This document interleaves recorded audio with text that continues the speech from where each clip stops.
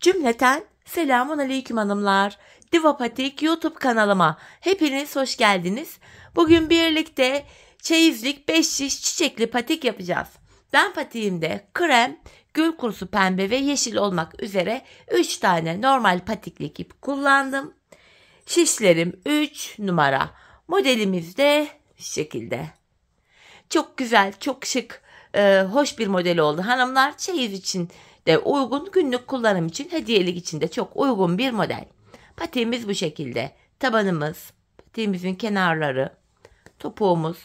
Bu patik benim elimin ölçülerine göre 37, 38 ve 39 numara ayaklar için uyumlu oldu. Hemen patiğimize başlayalım. Ben her zaman olduğu gibi patiğime burun tarafından başladım hanımlar. Şöyle 12 ilmek olarak. Öncelikle 12 ilmeğimi atıyorum.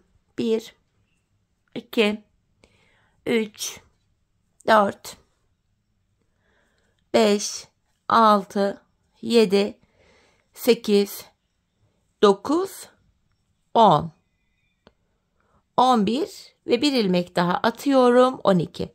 12 ilmeğimi attım. Geri dönüyorum. Bakın arka yüzdeyiz. Geri döndüğümüzde kenardaki ilk ilmeği örmeden alıyorum. İlk sırada ilmeklerimi ters olarak örüyorum.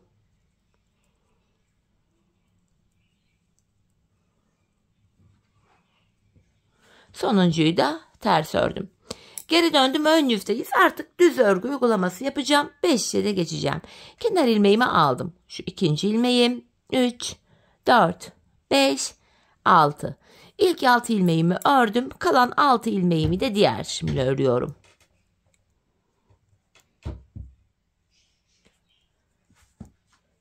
Şimdi hanımlar hiç geri dönmeden ilk başladığımız yerlerden ilmekler çıkaracağız.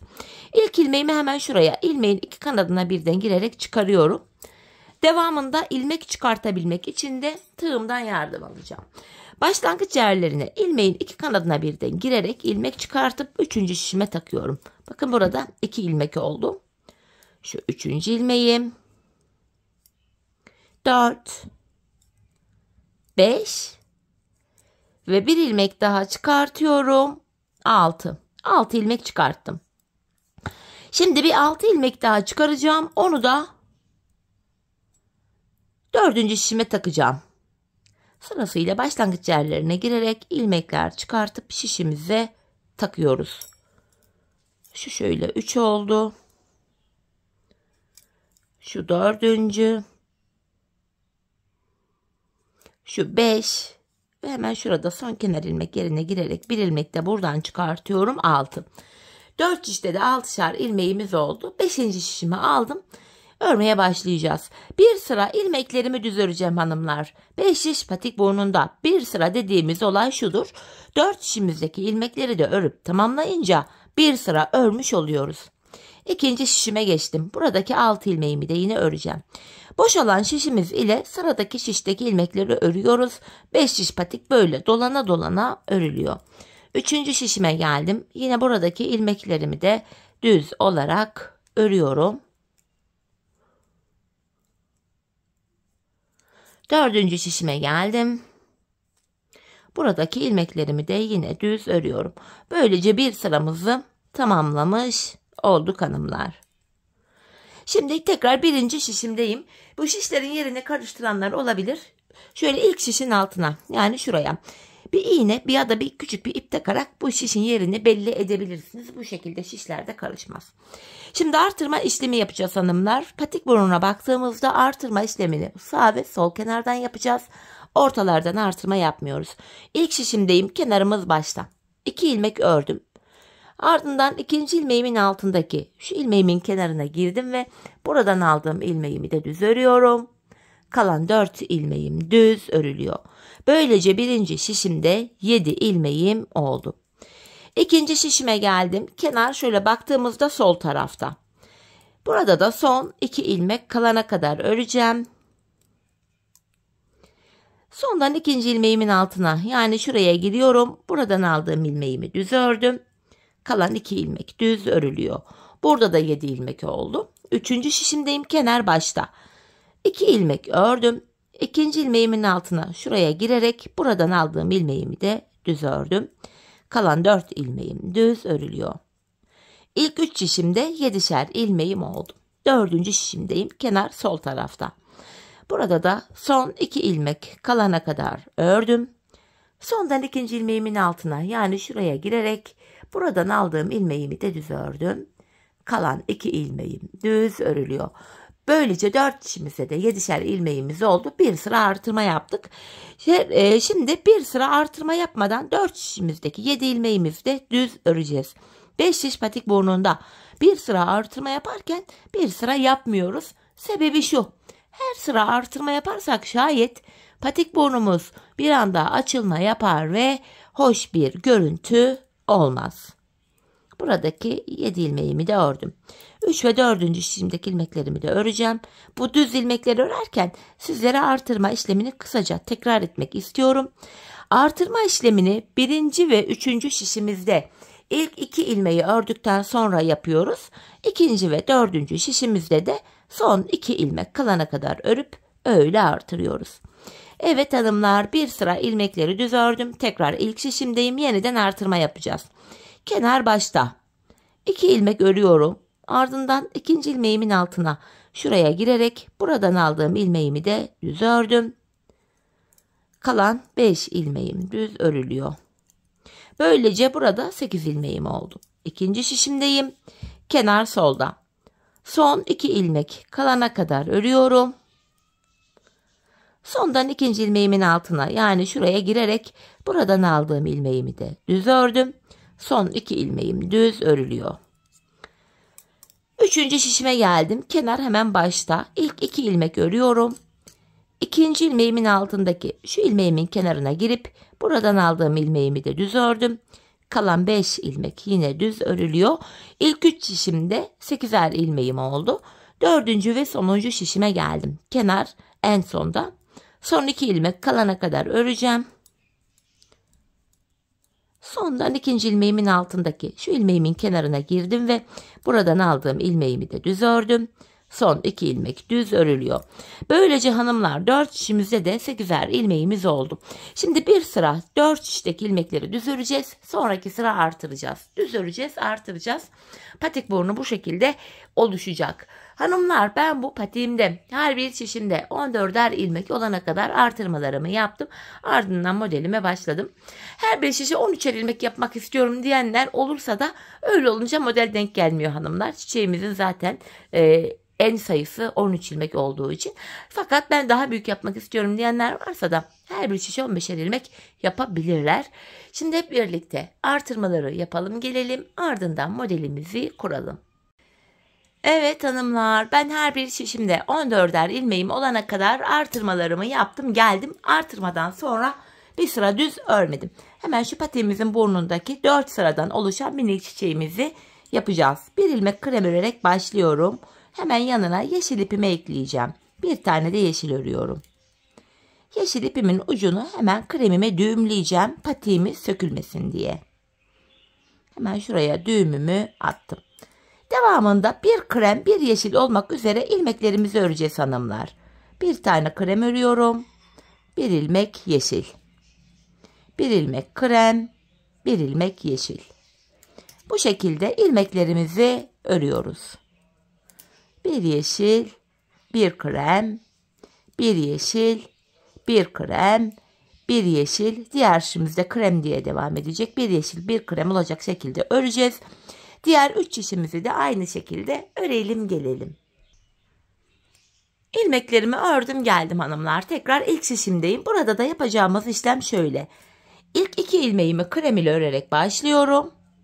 Yanına bir tane yeşil ördüm. 2 krem, 1 yeşil. Devamında 3 krem, 1 yeşil olacak şekilde ilmeklerimi öreceğim. 3 krem, 1 yeşil. 3 krem, 1 yeşil. 3 krem, 1 yeşil diye devam edecek. Bu şekilde 3 krem, 1 yeşil, diğer 3 şişimizdeki ilmekleri de örelim gelelim. Evet hanımlar, diğer 3 şişimdeki ilmeklerimi de ördüm. Minik çiçeğimizin yaprağını bitirdik. Şimdi tekrar ilk şişimdeyim. Bu defa pembe ipimizi de ekleyeceğiz. Çiçeklerimizi yapacağız. İlk ilmeğimi krem ile örerek başladım. pembe ipimi ekleyeceğim şimdi. Buraya 3 tane pembe örüyorum. 1, 2 ve 3. Hemen pembe ipimin ucunda düğümleyeceğim. Yeşil ipimiz beklesin hanımlar. Büyük çiçeğimizi yaparken yine aynı yeşil ipimizi kullanmaya devam edeceğiz. 3 tane pembe ördüm. Yanına bir tane krem örüyorum. Bu sıramızda modelimizin devamında 3 tane pembe, bir krem. 3 tane pembe, bir tane krem. 3 pembe, bir krem diye devam edecek. Bir tane ördük. İki tane pembeyi de ikinci şişten alarak öreceğiz. Yanına bir krem, böyle devam edecek. Diğer 3 şişimizi de bu şekilde örelim gelelim. Evet hanımlar, ilmeklerimi ördüm geldim. Şimdi tekrar ilk şişimizdeyiz. Modelimizde 4. ve sonuncu sırayı yapacağız. Küçük çiçeğimizin son sırası. Bu sıramda ilk 2 ilmeğimi krem ile örerek başladım. Ortaya bir tane pembe örüyorum. Devamında 3 krem, 1 pembe olacak şekilde ilmeklerimi öreceğim. 3 krem, 1 pembe. 3 krem, 1 pembe. 3 krem, 1 pembe diye devam edecek. Şeklimiz şöyle. Çiçek desenimiz bu şekilde hanımlar, gördüğünüz gibi. Şimdi diğer 3 şişimizdeki ilmeklerimizi de bu şekilde örelim gelelim. Evet hanımlar, ilmeklerimi ördüm ve geldim. Böylece patik burnundaki minik çiçeğimizi tamamlamış olduk. Şimdi pembe ve yeşil ipimiz şurada bekleyecek. Biz ilmeklerimizi krem ipimiz ile düz olarak öreceğiz hanımlar. İlmeklerimizin hepsini düz olarak öreceğiz. Bu şekilde.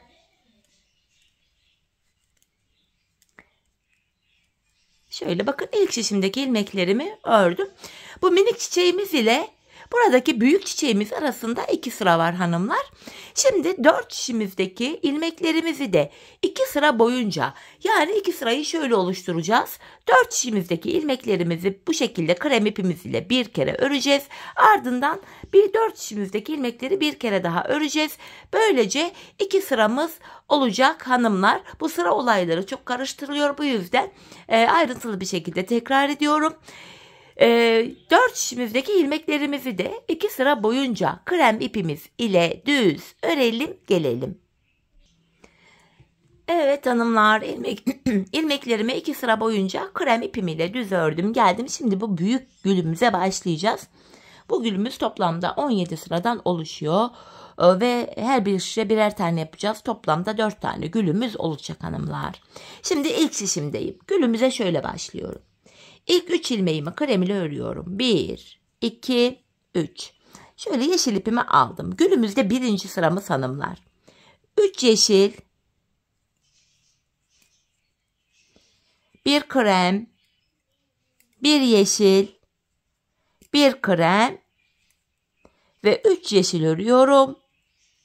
Kalan 2 ilmeğim krem ile örülüyor. Bakın, ilk şişimizde gülümüzü oluşturduk. İlk şişimizde yaptığımız işlemin aynısını diğer 3 şişimizde de tekrar edeceğiz hanımlar. Şimdi ikinci şişimdeyim. İlk şişimdeki işlemin aynısını burada da tekrar ediyorum. Burada ilk 3 ilmeği krem örmüştüm. Yine krem örüyorum. 3 krem. Sonra yeşilimi aldım. 3 yeşil, 1 krem, 1 yeşil, 1 krem, 3 yeşil ve kalan 2 ilmeğimi krem ile örüyorum. İkinci şişimize de gülümüzü yaptık. Üçüncü şişe geldik. Aynı ilk 2 şişteki işlemi buraya da uygulayacağız. 3 krem örüyorum. Ardından yeşilimi aldım. 3 yeşil, 1 krem, 1 yeşil, 1 krem, 3 tane yeşil ve kalan 2 ilmeğim krem. 4. şişimize geldik. Aynı işlem burada da yapılıyor. İlk şişte yaptığımız işlemin aynısını diğer 3 şişte de uyguluyoruz hanımlar. Yine ilk 3'ü krem ile örüyorum. Yeşilimi aldım.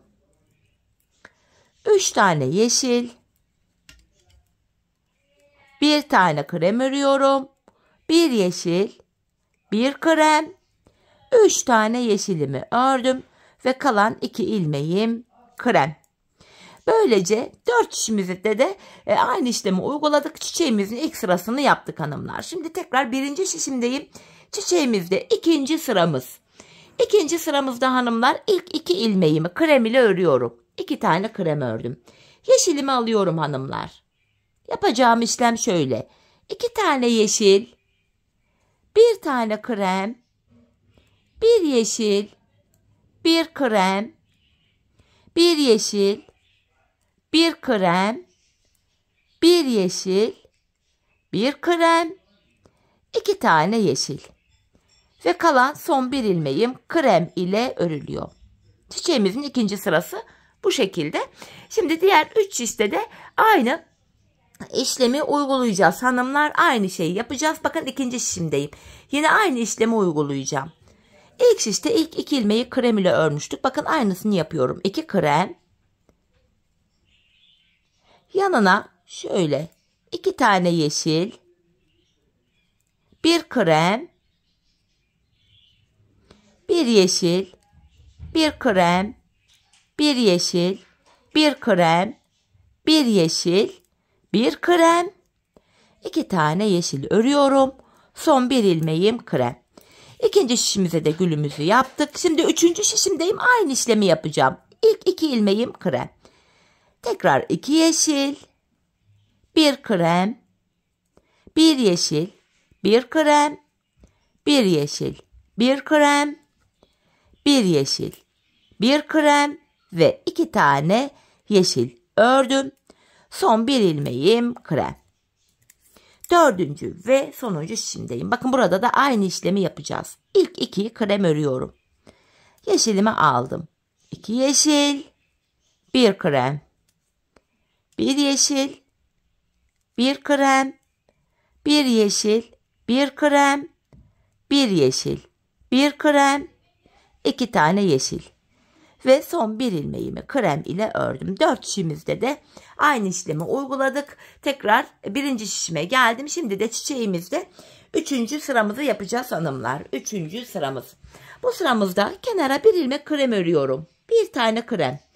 Yeşilimi aldım hanımlar. 3 yeşil. 2 krem. Şöyle yarım aldım. 3 yeşil, 2 krem, 1 yeşil, 1 krem, 1 yeşil, 2 tane krem ve son 3 ilmeğimi yeşil ile örüyorum.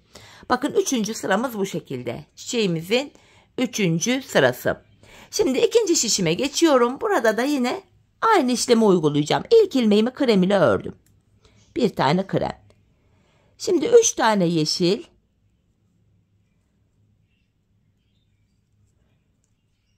Yanında 2 krem,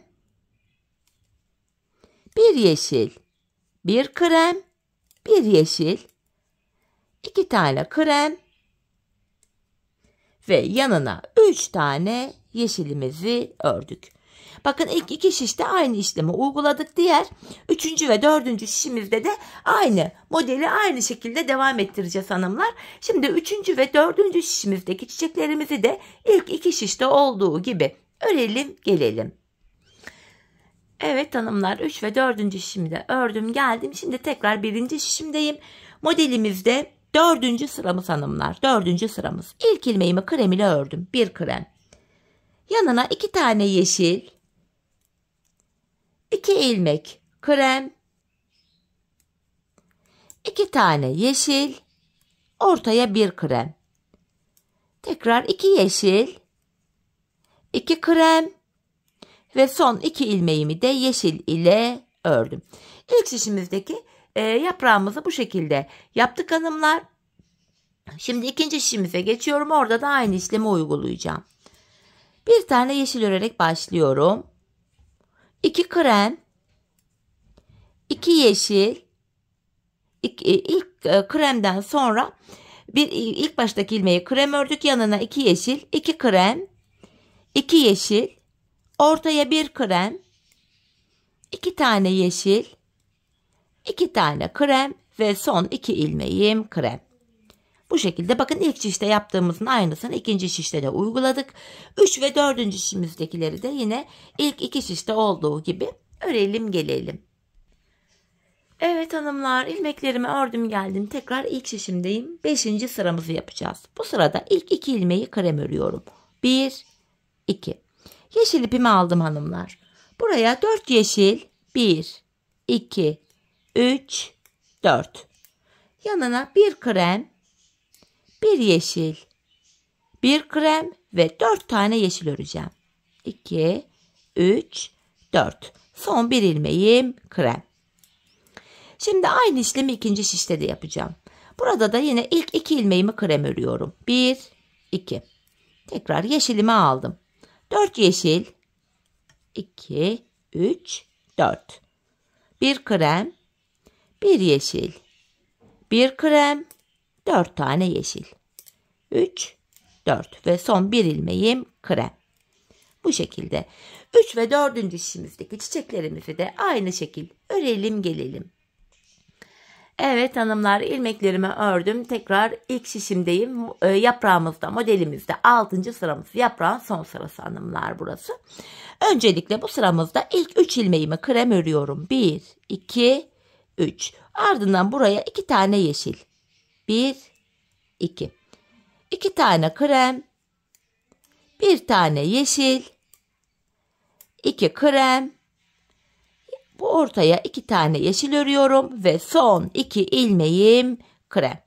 Yaprağımızın 6. sırası bu şekilde yapılıyor hanımlar. Yaprağımızda bu son sıramız. Şimdi diğer 3 şişimizdeki yapraklarımızı da ilk şişimizdeki yapraklarla aynı sayıda, aynı şekilde tamamlayalım gelelim. Evet hanımlar, diğer 3 şişimdeki yapraklarımı da ördüm geldim. Şimdi çiçeğimize başlayacağız. Modelde 7. sıramız. Yeşil ipimiz beklesin hanımlar. Bu kenar şimdi buraya 6 ilmek krem öreceğim. 1. Bu aşamada şöyle pembe arkada uzun kalmasın diye kremin üstünden atlatıp şöyle yakınlaştırdım. 2, 3, 4, 5, 6 tane krem ördüm. Ortaya 3 tane pembe öreceğim. 1, 2, 3. Ve kalan 5 ilmeğimi krem ipim ile örüyorum. Modelimizde 7. sıramız bu şekilde hanımlar. Şöyle.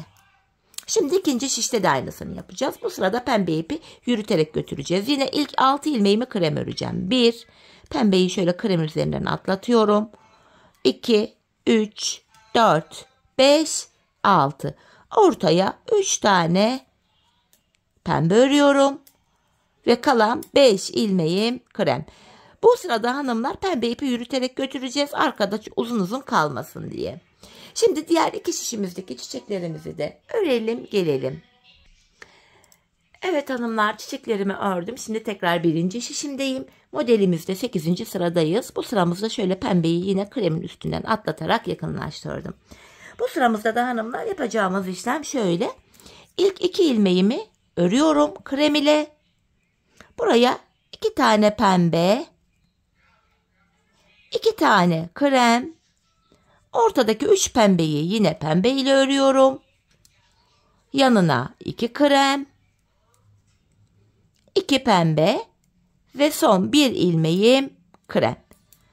Çiçeğimizin 8. sırası da bu şekilde. Diğer 3 şişimizdeki çiçeklerimizi de aynı sayılarla ilk şişimizde olduğu gibi örelim gelelim. Evet hanımlar, ilmeklerimi ördüm geldim. Yeniden 1. şişimizdeyiz ve modelde 9. sıradayız. Bu sıramızda ilk ilmeğimi krem ile örüyorum. Ardından buraya 4 tane pembe, 1 krem, 3 pembe, 1 krem ve 4 tane daha pembe örüyorum. Modelde 9. sıramızda bu şekilde. Diğer 3 şişimizdeki çiçekleri de bu şekilde örelim gelelim. Evet hanımlar, 9. sıramızı tamamladık. Şimdi 1. şişimdeyim ve modelde 10. sıramız. Bu sıramızda ilk ilmeğimi krem ile örerek başlıyorum. Buraya 5 tane pembe öreceğim. 1, 2, 3, 4, 5. Bu aşamada yeşili tekrar kullanacağız. 3'ü birden yürüteceğiz. Ardından 5 tane pembeden sonra yeşili şöyle kremin üstünden atlatarak yine yakınlaştırdım. Buraya bir tane krem, ortaya bir tane yeşil, bir tane krem örüyorum. Tekrardan şöyle pembe ipimi aldım. Kalan 5 ilmeğimi pembe ipim ile örüyorum hanımlar. Bu şekilde 10. sıramız böyle. Şimdi ikinci sıramızda da devam edeceğim. İp yürütmeli gidecek, onu göstermek için. Yine ilk şişimdeki işlemin aynısını yapıyorum. Bir tane krem örüyorum. Şöyle yanına 5 pembe. Bu defa şöyle yeşili pembenin üstünden atlatarak yakınlaştırdım. 5 tane pembe örüyorum. Yanına bir tane krem. Ortaya bir yeşil. Tekrar bir krem. Ve kalan 5 ilmeğim pembe ile örülüyor. Yeşil ipimizi bu şekilde yürüterek gideceğiz hanımlar. Şöyle, çünkü arkada uzun kalmasın diye. Diğer 3 ve 4. şişimizi de örelim gelelim. Evet hanımlar, şimdi tekrardan ilk şişimde, modelimde 11. sıradayım. Bu sıramızda hanımlar ilk 3 ilmeğimi krem ile örüyorum. 1, 2, 3. Yanına 2 tane pembe öreceğim. Yine yeşilimi pembenin üzerinden atlatarak yakınlaştırdım. Yanına 2 tane pembe ördüm. Buraya bir tane kremim var. Yeşilimi alıyorum. Tam bu ortaya bir yeşil. Yeşil alırken arkada biraz sıkarak almayalım hanımlar. İp biraz gevşek kalsın. Bir krem, bir yeşil, bir yeşil, bir krem, bir yeşil ördüm. Yanına bir tane daha şöyle kremimi ördükten sonra buraya 2 tane pembe örüyorum. Kalan 2 ilmeğim krem. 11. sıramızda bu şekilde yine yeşili pembenin üzerinden atlatarak yürüterek götüreceğiz hanımlar. Şeklimiz şöyle. Şimdi diğer 3 şişimizdeki çiçeklerimizi de ilk şişimizde olduğu gibi örelim gelelim. Evet hanımlar, diğer 3 şişimdeki çiçeğimi de aynı şekilde ördüm. Şimdi modelimizde 12. sıradayız. İlk şişimizde ilk ilmeğimi krem ile ördüm. Sonra şöyle pembe ipimle öreceğim. Yeşili pembenin üstünden atlatarak yakınlaştırdım. Buraya 5 tane pembe örüyorum. 4, 5. Bir tane krem öreceğim. Şöyle yeşili atlatarak getiriyorum. Bir krem, ortaya bir yeşil, yanına bir krem. Ve kalan 5 ilmeğimizi pembe ipimiz ile örüyoruz. 12. sıramızda bu şekilde. Bakın, şeklimiz şöyle. Şimdi diğer 3 şişimizdeki çiçeklerimizi de ilk şişte olduğu gibi örelim gelelim. Evet hanımlar, diğer 3 şişimdeki ilmeklerimi ördüm. Şimdi çiçeğimizde 13. sıradayız. Bu sıramızda yeşili artık kullanmayacağız. Arkaya yeşilimizi kesip ucunu düğümleyebiliriz. Şimdi 13. sıramızda ilk ilmeğimi krem ile örerek başlıyorum. Buraya 4 pembe, 1, 2, 3, 4. Bir krem, bir pembe, bir krem, bir pembe, bir krem ve 4 ilmek pembe örüyorum. 13. sıramızda bakın böyle. Diğer 3 çeşimizdeki çiçekleri de aynı şekilde örelim gelelim. Evet hanımlar, ilmeklerimi ördüm geldim. Şimdi modelimizde 14. sıradayız. 14. sıramda hanımlar şöyle ilk 2 ilmeğimi krem ile ördüm. Pembemi alıyorum. Buraya 2 pembe, 1 krem, 2 pembe, 1 krem, 2 pembe, 1 krem ve 2 pembe örüyorum. Son 1 ilmeğim krem. 14. sıramızda bu şekilde. Şimdi hanımlar diğer 3 şişimizdeki ilmekleri de aynı şekilde örelim gelelim. Evet hanımlar, şimdi de modelimizde 15. sıraya geldik. Bu 15. sıramda da ilk 4 ilmeğimi krem ile örüyorum. 3 ve 4. Pembe ipimi aldım. Buraya 3 pembe, 1 krem, 3 pembe ve kalan 3 ilmeğimi krem ile örüyorum. 15. sıramızda bu şekilde. Bu aşamada yine pembe ipi şöyle kremin üzerine yürüterek götürelim. Diğer 3 şişimizdeki ilmekleri de aynı şekil örelim gelelim. Evet hanımlar, yeniden ilk şişimdeyim. Modelde 16. sıradayız. 15. sıradaki işlemin aynısını yapacağız. Yine ilk 4 ilmeği krem ile öreceğim. Bakın şöyle pembeyi de yakınlaştırdım. İlmekleri aynı şekilde örüyorum. 4 kremden sonra 3 pembe, 1 krem, 3 pembe ve kalan 3 ilmeğim krem. Yine bu sırada pembe ipi atlatarak götürmeyi unutmayalım. Şekil bu. Bir önceki sırayla aynı işlemi yapıyoruz. Diğer 3 şişteki çiçekleri de örelim gelelim. Evet hanımlar, ilmeklerimi ördüm geldim. Yeniden birinci şişimizdeyiz. Modelde 17. ve sonuncu sıramız. Yine pembeyi şöyle yürüterek getiriyorum. Kremin üstünden atlattım. Bu sıramda 5 tane krem örüyorum. 2, 3, 4, 5. Pembe ipimi aldım. 2 pembe, 1 krem, 2 pembe. Ve kalan 4 ilmeğimi krem ipim ile örüyorum. Sonuncu sıramız da bu şekilde. Yine pembe ipi yürüterek götüreceğiz. Arkada uzun kalmasın diye. Diğer 3 şişimizi de örelim gelelim. Evet hanımlar, ilmeklerimi ördüm geldim. Artık çiçeğimizi bitirdik. Pembe ipimizi de buraya kesip düğümleyebiliriz. Çünkü modelin devamında artık krem ipimi kullanacağım. İlmeklerimizin tamamını krem ipimiz ile düz olarak öreceğiz hanımlar. Model bitti. İlk şişimdeki ilmeklerimi ördüm. Şimdi 4 şişimizdeki ilmeklerimizi de 3 sıra boyunca, yani 4 şişimizi bir kere dolanacağız. Bir daha dolanacağız. 2 tekrar dolanacağız. 3. Bu şekilde 3 sıra örelim gelelim. Evet hanımlar, 3 sıra boyunca ilmeklerimi krem ipim ile düz ördüm geldim. Şimdi ilk şişimdeyim yine. Bilek ayrımını yapacağız. Burada hanımlar son bir ilmeğim kalana kadar ilmeklerimi örüyorum. 14 ilmeğim vardı. 13'ünü örüyorum. Bakın son bir ilmeğim. Bunu ikinci şişimdeki ilk ilmeğimi de alarak onunla yer değiştiriyorum. Bakın şöyle bu iki ilmeği birbiriyle yer değiştirdim. Yer değiştirdiğim ilk ilmeğimi ilk şişimle ördüm. Bilek ayrımında, yani burada ilmekleri yer değiştirerek örüyoruz. Sebebi şu: bilek ayrımı daha sıkı ve sağlam oluyor. Patiğimizin arka bölümüne geçtik hanımlar buraya.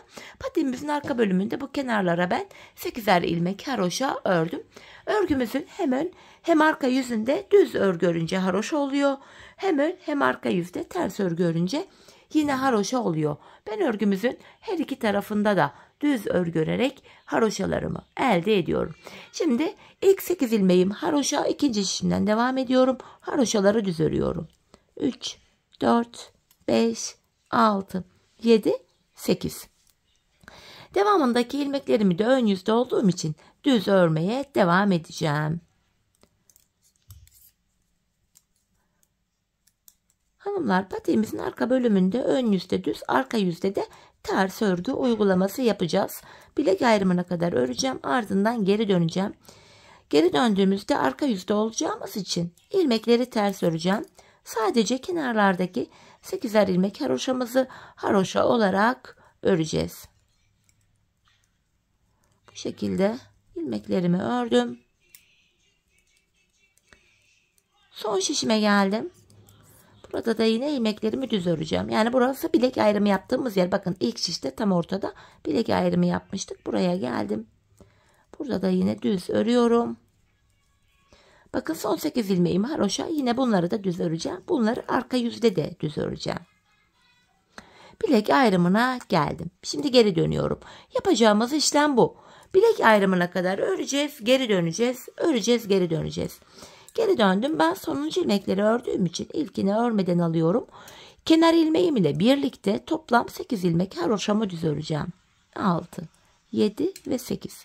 Şöyle baktığımızda burada bir diş haroşamız oluştu. Devamındaki ilmeklerimi de arka yüzde olduğum için ters olarak öreceğim. Bir diğer şişime geçtim. Burada da yine ilmeklerimi ters öreceğim. Patiğimizin arka bölümünde yapacağımız işlem hepi topu bu kadar hanımlar. Bilek ayrımına kadar örüyoruz, geri dönüyoruz, örüyoruz, geri dönüyoruz. Ön yüzdeysek eğer düz örgü, arka yüzdeysek de ters örgü uygulaması yapıyoruz. Sadece bilek kenarlarındaki 8'er ilmek haroşamızı haroşa olarak örmemiz gerekiyor. Son şişime geldim. Burada da yine ilmekleri ters öreceğim. Sadece son 8 ilmeğim haroşa olduğu için onları düz öreceğim. Bu şekilde bakın son 8 ilmeğim kaldı. Haroşalarımı düz olarak örüyorum hanımlar. Yine bilek ayrımına kadar geldim. Bakın geri dönüyorum artık. Yapılacak işlem böyle. Şimdi ön yüzdeyiz. Yine bir önceki sırada yaptığım işlemin aynısını yapıyorum. Kenardaki 8 ilmek haroşam düz örülüyor. Devamındaki ilmekleri de ön yüzdeyim. Düz örmeye devam edeceğim. Bilek ayrımına kadar öreceğim. Geri döneceğim. Patiğin arkası bu şekilde devam edecek. Hanımlar şöyle baktığımızda patiğimizin şu kenarlarında birer diş haroşamız oluştu bile. Ben bu patiğimin kenarına arkaya 15 diş haroşa ördüm. 15 sıra haroşa benim ölçüme göre tam oldu. Bu aşamada sizler patiğinizi örerken ayağınıza giyin hanımlar. Ayağınıza giyin, ölçün. Arka bölümü şu topuğunuzun kenarına gelene kadar örmeniz gerekiyor. Bu şekilde ayağınıza ölçerek yaparsanız patik ayağınıza tam olur. Ben 15 sıra haroşa ördüm ama belki siz 16-17 yapacaksınız. Belki 13-14. Bu tamamen sizin ayak numaranıza göre değişiklik gösterebilir. Şimdi hep birlikte patiğimizin arka bölümünü ölçülerimize göre örelim gelelim. Ardından birlikte topuğumuzu keselim. Evet hanımlar, patiğimin arka bölümünü tamamladım geldim. Burada 15 sıra haroşam var. Bu aşamada bilek ayrımından sonra bakın şu bölüm genişlediği için ilmeklerim şöyle dümdüz duruyor. Tek şişte toplanacak duruma geldim. Ben bu aşamada topuk kesiminde bana kolaylık sağlasın diye ön yüzden baktığımızda sol tarafa 24 ilmek ayırdım. Kalan ilmeklerimi de sağ şişime taktım. Şimdi topuğumuzu örmeye başlayacağız. Bu aşamada kenardaki 8 ilmek haroşamızı yine haroşa olarak öreceğiz hanımlar. Patiğimizin topuk bölümünde de model bütünlüğü sağlansın diye 8 haroşamı ördüm. Ön yüzdeyim. İlmeklerimi düz olarak ve sayarak örmeye devam edeceğim. 8 haroşayı örmüştüm. 9, 10, 11, 12, 13, 14, 15, 16, 17, 18, 19, 20, 21, 22, 23 ilmeğimi ördüm. 24. ilmekte öndeki ikisini alıyorum. Birlikte keserek örüyorum. Burada da zaten 24 ilmek ayırmıştık sol tarafa. Burada da 24. ilmekte kesimi yaptık. Topuğumuz için ortaya baktığımızda burada da 7 ilmek kaldı. Bu 7 ilmek her seferinde birer birer kesilecek, eksilecek, bitecek ve böylece topuğumuz oluşacak. Şimdi yapacağımız işlem şu. Kesimden sonra geri dönüyorum. Arka yüzdeyim. İlk ilmeğimi örmeden aldım. Arka yüzde olduğum için diğer ilmeklerimi ters olarak örüyorum. Sadece kenardaki son 8 haroşa ilmeğimi düz öreceğim.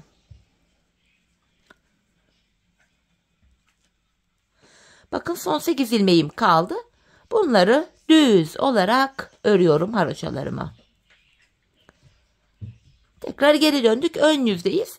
Bir önceki sırada yaptığımız işlemin aynısını yapacağız. Yani ilk 23 ilmeği öreceğiz. 24. de kesimi yapacağız. Yine 8 haroşamı ördüm. Sayarak devam ediyorum. 9, 10, 11, 12, 13, 14, 15, 16, 17, 18, 19, 20, 21, 22, 23 ördüm. 24. de öndeki ikisini kesiyorum. İkinci kesimi yaptık. Şimdi baktığımızda bu ortada 6 ilmek kaldı. Şimdi yapacağımız işlem şu. Geri döneceğiz. Arka yüzde ilmekleri öreceğiz. Ön yüzde yine 23 öreceğiz. 24'te kesimi yapacağız. Biz bu kesme işlemine şu arada kalan 6 ilmek bitene kadar devam edeceğiz. Şimdi hep birlikte patiğimizin topuğunu örelim gelelim. Evet hanımlar, aradaki ilmeklerin bitene kadar patiğimin topuğunu ördüm geldim. İlk başta sol tarafa 24 ilmek ayırmıştım. Kesimlerden sonra sağ şişimde de 24 ilmeğim kaldı. Şimdi patiğimin düz tarafı içeride, ters tarafı da dışarıda olacak şekilde ikiye katlıyorum. Ben tığ ile kolay kesim yapabildiğim için tığımı aldım. İlk kesimim şöyle. Benden taraftaki şişten bir ilmek, ikinci şişten de bir ilmek aldım. İkisini topluyorum. Bundan sonraki kesimlerimi de şöyle yapacağım. Benden taraftaki şişten bir ilmek, ikinci şişten de bir ilmek aldım. İkinci ilmeği ilkinin içinden geçirdim. Tığımdaki ilmekleri topluyorum. Benden taraftaki şişten bir ilmek, ikinciden de bir ilmek aldım. İkinci ilmeği ilkinin içinden geçirdim. Tığımdaki ilmekleri topluyorum. Karşılıklı olarak şişlerimizden birer tane ilmek alıyoruz ve ikinci şişimizden aldığımız ilmeği ilk şişten aldığımız ilmeğin içinden geçiriyoruz. Tığımızdaki ilmeklerimizi topluyoruz. Kesme işlemi bu şekilde yapılıyor. Böyle. Kalan ilmekleri de aynı şekil keselim gelelim. Evet hanımlar, ilmeklerimi kestim. Şişlerimde sadece son birer ilmeğim kaldı. Şimdi şu çıkan ilmeğimi yakalıyorum önce. Bu aşamada önce benden taraftaki, sonra da ikinci şişimdeki ilmeğimi tığıma aldım. Tığımda 3 ilmeğim var. Üçünü birden topluyorum. Buraya 2 tane de sıkı bir zincir çektim. İpimi kesiyorum. Patiğimizi böylece bitirdik. Hemen ipimizin ucunu gizleyelim. Birlikte patiğimize bakalım. Şöyle ucunu düğümleyerek güzelce gizliyorum. Bakın hanımlar, patiğimizin topuğu şöyle. Ayağa gelince zaten şöyle görünüyor. Gizli kesim, tek taraflı bir kesim. Çok şık, çok temiz bir görüntüsü oluyor. Kullanış yönünden de çok güzel. Görüntü itibariyle hanımlar patiğimiz bu. Hemen manken ayağıma giydireceğim. Bir de patiğimizi ayağımızda görelim. Çok güzel, çok şık bir patik oldu hanımlar. Çeyiz için de oldukça uygun. Sizler dilediğiniz renklerle kombinleyip yapabilirsiniz. Yapacak olanlara şimdiden kolay gelsin.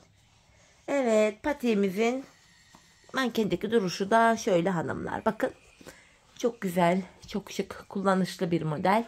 Tabanımız, patiğimizin diğer kenarı, topuk kısmı, model bu. Evet hanımlar, yine birlikte güzel bir modelin daha sonuna geldik. Umarım sizlere faydalı, hoş bir video olmuştur. Yeni modellerde, yeni videolarda buluşmak dileğiyle. Şimdilik hoşça kalın, sağlıcakla kalın.